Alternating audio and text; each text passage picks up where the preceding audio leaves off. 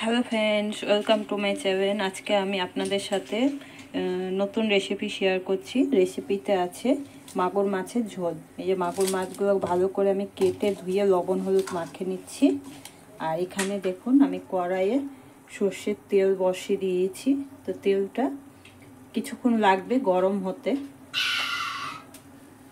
তো আমরা গরম হওয়া অবধি অপেক্ষা করব।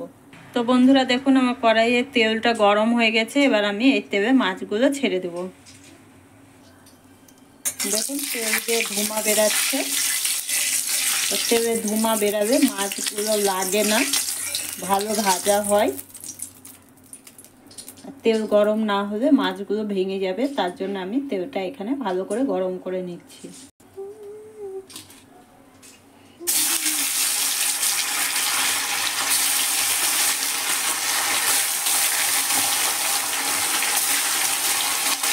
বন্ধুরা মাছগুলো আমি ছেড়ে দিয়েছি। এবার এগুলোকে আমি উল্টে পাল্টে ভালো করে ভেজে নেব।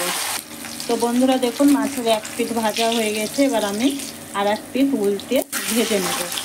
উল্টে দিয়েছি, আমি আর এক পিঠ ভালো করে ভেজে নেব ঝোলের জন্য।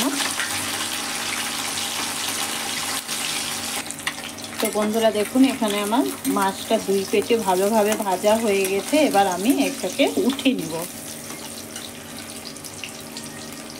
বন্ধুরা মাছগুলো আমার দুই পিঠই ভালোভাবে ভাজা হয়ে গেছে।